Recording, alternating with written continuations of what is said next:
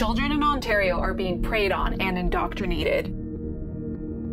The Ford government is pushing a radical sex ed. This curriculum began in 2010 when then Education Minister Kathleen Wynne released a new sex ed with disturbing, age-inappropriate instruction. The curriculum was written under the direction of Benjamin Levin, Wynne's Deputy Education Minister, a convicted child pornographer. Parents revolted, and within 3 days, the curriculum was shelved. In 2015, a virtually identical curriculum was released again, this time by now Premier Kathleen Wynne. Grade 3, Homosexuality and Gender Identity. Grade 6, Masturbation. Grade 7, Anal and Oral Sex. Grade 8, Heterosexual, Gay, Lesbian, Bisexual, Two-Spirited, Transgendered, Transsexual, and Intersex concepts. Wynne's sex ed curriculum sparked a massive backlash, drawing thousands of protesters to Queen's Park. Kathleen Wynne refused to listen to the parents. With the next election months away in 2018 and the sudden resignation of disgraced PC leader Patrick Brown, Doug Ford saw an opportunity, a path to personal political power in the 2018 PC leadership. Just 4 days after parental rights advocate Tanya Granigallen declared her PC leadership candidacy, her competitor, Doug Ford, came out strongly against radical sex ed. Sarah, I don't believe everybody here is against the sex ed curriculum. That's not what has been said. That is not the case. Okay.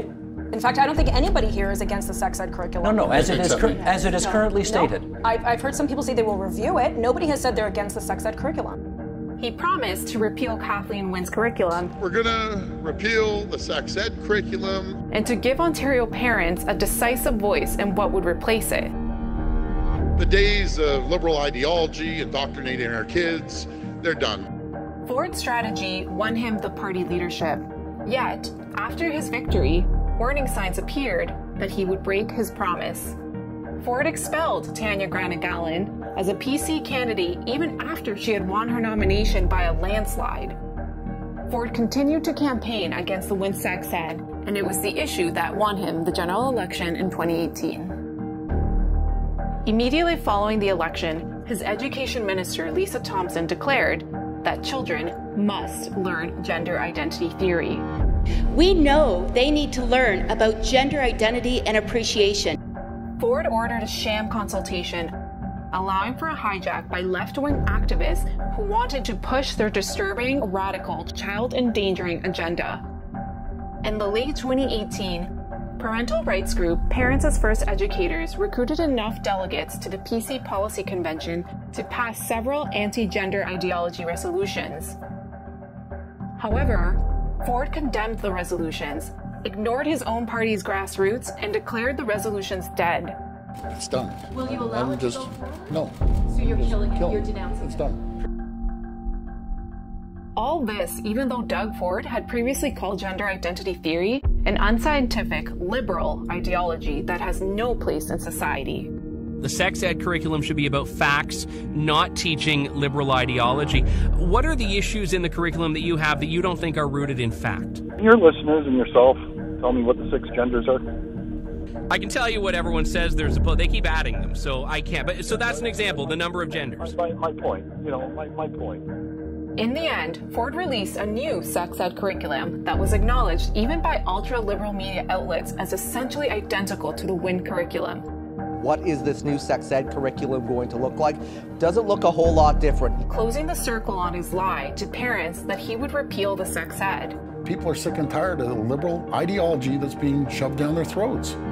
Leadership candidate Doug Ford recognized and harnessed the power of parents, but Premier Doug Ford ignores them as he drags his party further and further to the radical left.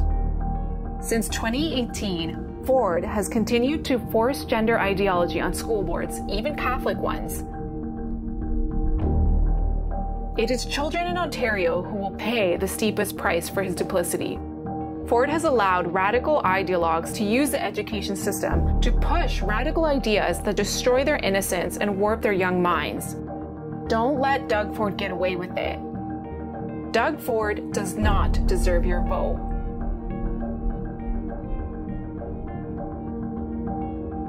Please support only pro-family, pro-parental rights candidates in the Ontario election this coming June 2nd. Want to find out which candidates are worthy of your support? Contact Queenie U at queenie@stopwinsexed.com. Authorized by the official agent for the Stop the New Sex Ed Agenda Party.